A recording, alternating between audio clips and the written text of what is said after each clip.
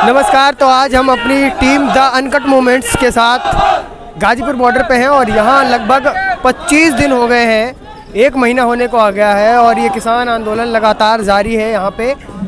और हम जब से ये आंदोलन शुरू हुआ तब से ये देखते आ रहे हैं कि भीड़ कम होने का नाम नहीं, बल्कि इसकी बजाय और ज़्यादा संख्या में लोग आ रहे हैं और किसान आंदोलन को समर्थन कर दे रहे हैं। कुछ समय पहले यहाँ पे जो रिटायर्ड अफसर थे आर्मी के, वो आए थे समर्थन देने के लिए। उसके बाद जो लॉयर्स थे सुप्रीम कोर्ट के, उन्होंने अपना किसान आंदोलन को समर्थन किया और इसी के साथ ये धीरे धीरे काफिला बढ़ता जा रहा है। और मुझे लगता है कि जब तक सरकार इन किसान जो कानून लाई है उस पर जब तक कोई अपना ऐसा समाधान नहीं निकालती जिससे कि किसानों को जो परेशानियां हैं वो उनकी दूर की जा सके, तब तक ये आंदोलन लगातार इसी तरह जारी रहेगा। और तो इसी मुद्दे पर हम आगे बातचीत करेंगे। हमारे साथ कुछ किसान भाई हैं, वो उनसे हम बातचीत करेंगे, उनसे जुड़ेंगे और उनके दिल की बात जानेंगे कि आखिर जब उन्होंने इस सरकार को लाने के लिए वोट किया था तब उनके मन में क्या था, उन्होंने क्या सोच के इस सरकार को गद्दी सौंपी, जो कि एक लोकतांत्रिक देश जिसकी जनसंख्या आज 130 करोड़ के करीब हो गई है। इतनी बड़ी कुर्सी, इतने बड़े देश की कुर्सी देने से पहले उनके मन में क्या था, क्या सोचा था। तो जैसा कि हम अभी आपको बता रहे थे कि हम लोगों से ऐसी बात करेंगे कि मोदी सरकार को लाने से पहले उनके मन में क्या था, इन सब चीज़ों को लेकर के बात करेंगे लोगों से। जी मैडम, आपका नाम? मेरा नाम पूनम पंडित है। तो जैसे ये अभी जो सरकार है जिसके खिलाफ इतना बड़ा मोर्चा खुला है, किसानों ने इतना बड़ा मोर्चा खोल रखा है, जो 3 कानून लाए हैं जी, तो उन तीनों कानून में ऐसा क्या है? आपको नहीं पता क्या है? पूरे देश को पता चल गया भैया क्या है। आपको नहीं पता चला अभी तक? कहाँ थे आप? पहले ये बताइए। जो नहीं, हमें पता है ना, पता है। जो ये हमारी फसल को, हमारी प्रॉपर्टी को, जिससे हमारा पूरा घर परिवार पूरा देश चलता है, उसको 2 पैसे में खरीदेंगे और इन हरामी आइटम ये साले, और उसको बेचेंगे 10 रुपये में वापस हम ही को। इससे बड़ा हमारे लिए नुकसान क्या हो सकता है? आप बताइए, है कुछ इससे बड़ा नुकसान हमारे लिए? फिर तो मोर्चा नहीं निकालेंगे, धरने नहीं रखेंगे, तो क्या करेंगे आप बताइए हमें। अच्छा चलो ठीक है, ये तो किसानों के जो कानून जो लागू किए हैं सरकार ने, उसकी बात हो गई।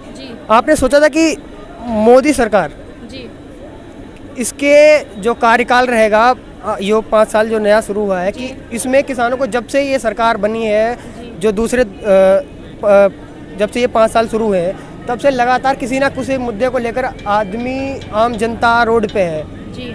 क्या आपने ऐसा सोचा था? भैया हम एक बात सुनो, आपका कर्म करते हैं अच्छाई के लिए, ठीक है। हमें थोड़ी पता था ये उनकी जाके गोद में बैठ जाएगा, हमें थोड़ी पता था इस बात का कि उन लोगों को गोद में बैठ जाएगा। हमने तो अच्छाई के लिए चुना था ना।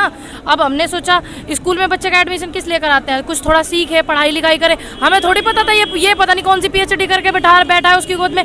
हमारे खिलाफ इतना कर रहा है, उनके खिलाफ क्यों नहीं कर रहा है? 4 लोगों की बात को इतना सपोर्ट कर रहे हैं, ये क्यों कर रहे हैं? इतना पूरा देश परेशान है, सारा जितना किसान है हमारे भारत का सभी परेशान है, हमारी बात क्यों नहीं मान रहे? हमें थोड़ी पता था मट्टी पलीत कर देगा देश की, हमने तो अच्छे के लिए करा था, हमें थोड़ी पता था इस बात का। आपने कहा कि उनकी गोद में जाके बैठे, उनके कौन नहीं है? आपको नहीं पता है? पूरे देश को, विदेशों में भी पता चल गया। अडानी अंबानी जी, बताइए उनकी गोद में हम नाम ले देते हैं सीधा। और बताइए आप। यही हम पता तो सबको है, लेकिन हम आपके मुंह से सुनना चाह रहे थे कि क्या है। हाँ। और यही नाम पूरा लूं? नहीं, ऐसे कोई ज़रूरत नहीं है जी। तो ये मैडम आपके साथ आई है, ट्रैक्टर पे बैठने को भी मैंने देखा, ये डर रही थी। कहाँ जाएंगे? ये यहीं से आई हुई हैं, लेकिन ये थोड़ा सा क्या बोलते हैं, ट्रैक्टर वैक्टर पे कभी बैठी नहीं है, इनको इसलिए थोड़ा सा हेजिटेशन से महसूस हो रही थी। आपको चलाना आता है? हाँ बिल्कुल आता है। आप भी बैठो, शेयर कराते हैं आपको। भाई गाँव के तो ट्रैक्टर नहीं आओगे, किसान के बालक है, ट्रैक्टर चलाना नहीं आओगे। बड़े बेकार की बात बता रहे हो आप तो। नहीं लोग बैठ जाइए तो नहीं, लड़कियों को गाड़ी चलाते देखा, ट्रैक्टर चलाते मैंने नहीं देखा है। आज देखना तो चलेगा, देखो। ठीक है, हाँ देखना। ठीक है, थैंक यू। तो हमारे साथ बातचीत करने के लिए नितिन सेंगर जी हमारे साथ खड़े हैं और उनसे बातचीत करेंगे कि सरकार पिछले 25 दिनों से लगातार किसान धरने पे बैठे हुए हैं, लगातार आंदोलन कर रहे हैं अलग अलग वार्डों पे, लेकिन सरकार करने पे तुली हुई है, कोई बात नहीं सुन रही है। अभी तक लगभग 12 से 15 किसानों की मौत भी हो चुकी है। इस लगातार जो शीतलहर बढ़ रही है उसके चलते लगातार उनकी मौत भी हो चुकी है। इस सब पे हम बात करेंगे नितिन सेंगर जी से। ऐसा है कि पहले तो हमारे 29 किसान शहीद हो चुके हैं, ये बात बता दूं मैं। उसके बाद सरकार हमारे देश के किसानों को गुमराह करने का पूर्ण रूप से प्रयास कर रही है और अफवाह फैला रही है कि किसानों का जो आंदोलन हो रहा है ये विपक्ष ने भ्रमित कर रखा है। मैं बता देना चाहता हूँ अपने देश के किसान भाइयों को कि आदरणीय मोदी जी ने जो ये कृषि बिल बनाया है, इस कृषि बिल को बनाने के बाद उसमें एक ऐसी कानून के तौर पर व्यवस्था की गई कि हम न्यायपालिका नहीं जा सकते। आपको ये गंभीरता से चिंतन करना चाहिए देश के बुद्धिजीवियों। जब हम न्यायपालिका नहीं जा सकते इसका मतलब कानून में कहीं ना कहीं चोर है, क्योंकि न्याय तो प्रत्येक समुदाय के लिए ज़रूरी है। न्याय के बगैर कैसे चलेगी सब कोई व्यवस्था। तो जब हम न्यायपालिका नहीं जा सकते तो कानून में कहीं ना कहीं खोट है। तो नरेंद्र मोदी जी गुमराह कर रहे हैं। जब किसानों ने आंदोलन किया तब उन्होंने इस बात को मंजूर किया संशोधन के नाम पर कि आपके लिए न्यायपालिका का रास्ता खुला है, वो भी आंदोलन के बाद। कानून बनाते वक्त हमें न्यायपालिका जाने से रोक दिया था। तो ये एक बहुत बड़ा प्रश्न चिन्ह है। देश के प्रत्येक पढ़े लिखे नागरिक को सोचना चाहिए, अगर हम न्यायपालिका नहीं जा सकते तो कानून कहीं ना कहीं गलत है। ठीक है, भ्रमित सरकार कर रही है, किसान भ्रमित नहीं है। जो आज बॉर्डर पे पिछले 25 दिनों से किसान जमा है अपने अधिकारों की लड़ाई लड़ने के लिए, वो सब कुछ समझता है कि किस प्रकार से सरकार हमारे देश के किसानों को उनकी ज़मीन का नौकर बनाना चाहती है। ठीक है, देश बेच दिया नरेंद्र मोदी जी ने। विश्वास के लायक प्रधानमंत्री नहीं है मोदी जी। रेलवे को कहा करते थे इनकी आत्मा से जुड़ी है, उसका भी निजीकरण कर दिया। अब आज किसानों को गुमराह कर रहे हैं। तो समझना पड़ेगा देश के किसानों को सच्चाई क्या है।